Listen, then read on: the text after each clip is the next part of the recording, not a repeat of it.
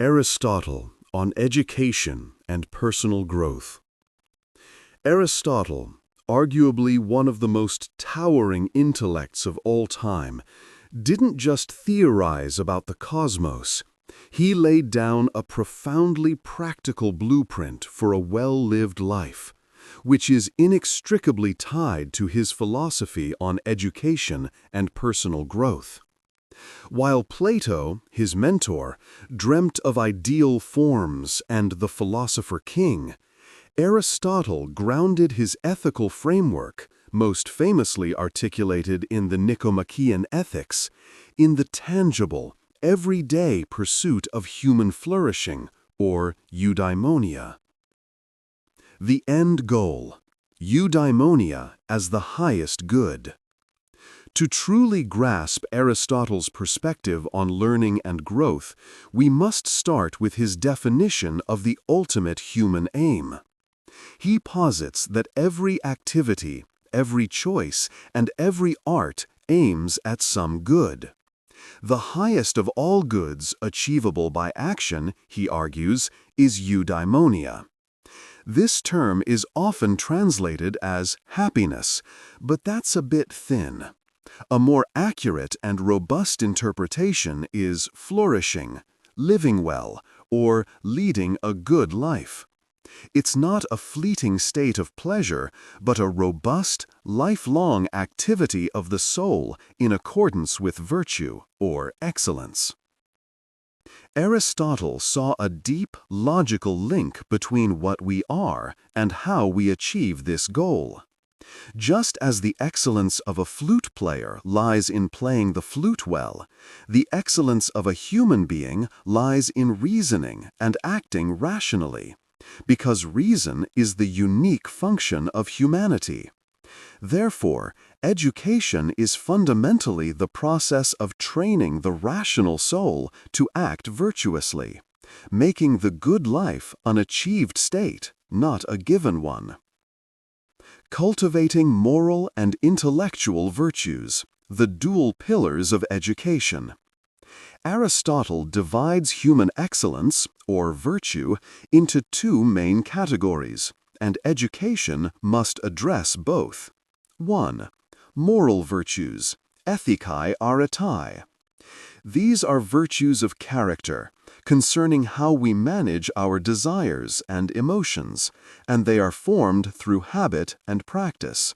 Think of courage, temperance, generosity, and justice. A person doesn't become brave by reading about it, they become brave by repeatedly performing brave acts. The doctrine of the mean, mesotes. This is perhaps the most famous and practical aspect of Aristotelian ethics. Every moral virtue, he argues, is a mean between two extremes, or vices, one of excess and one of deficiency. For instance, courage is the mean between the deficiency of cowardice and the excess of rashness. Education, in this sense, is learning to perceive and hit this golden mean in every situation, a nuanced, difficult, and highly personalized task.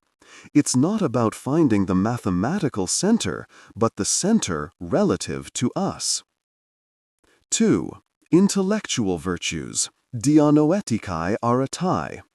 These are virtues of the mind, concerned with truth, knowledge, and understanding. They include episteme, scientific knowledge, understanding things that are necessary and eternal; techne, art or skill, knowing how to produce things; phronesis, practical wisdom, the ability to deliberate well about what is good and advantageous for oneself and others, leading to the good life. This is the master virtue that guides the moral virtues, telling us where the mean lies in a specific situation. Nous, intuitive reason, grasping fundamental truths; sophia, theoretical wisdom, a combination of nous and episteme, dealing with the highest, most divine matters. Aristotle's educational program is thus a holistic developmental process. It's not enough to be clever, intellectual virtue, if you lack self-control, moral virtue. Likewise, good intentions, moral virtue, are useless without the practical wisdom, phronesis, to execute them effectively. The crucial role of habit and community.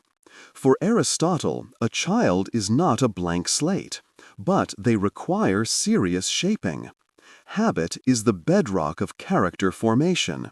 He writes, "It makes no small difference then whether we form habits of one kind or another from our very youth. It makes a very great difference, or rather, all the difference."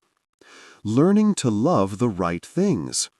Early education is about conditioning the young person to feel pleasure and pain at the right things, to take delight in virtuous acts and feel displeasure at vicious ones. This pre-rational training creates the necessary emotional foundation for later intellectual guidance. The polis and the educator. Aristotle, the ultimate social scientist, held that humans are political animals, zon politikon. True personal growth can only occur within a community, polis, governed by just laws.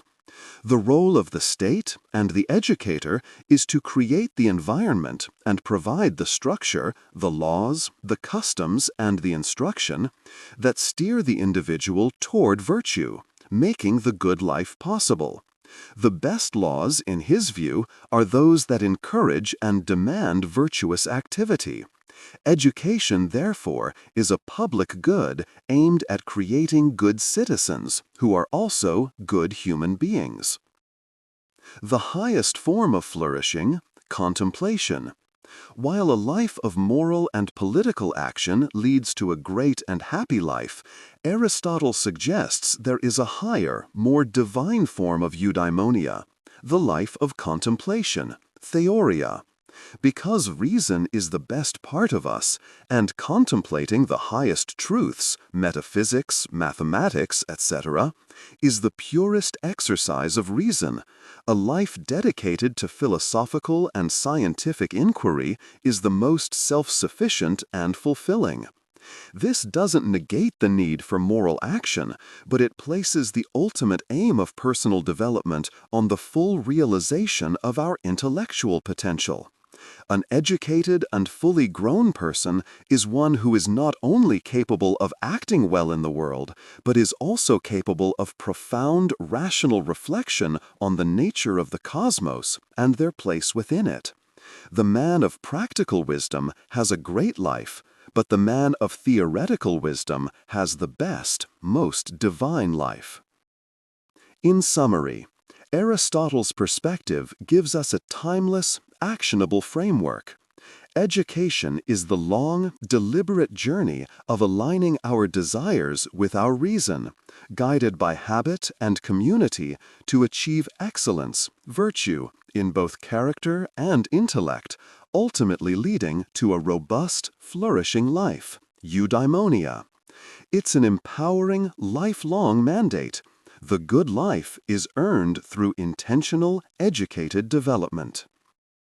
If this deep dive into Aristotle's timeless wisdom resonated with your own pursuit of knowledge and personal excellence, be sure to hit that like button. Let me know in the comments below which of Aristotle's virtues you find most challenging to master. Is it courage, temperance, or perhaps practical wisdom, phronesis? And if you don't want to miss our next exploration into the minds of history's greatest thinkers, please subscribe and turn on notifications.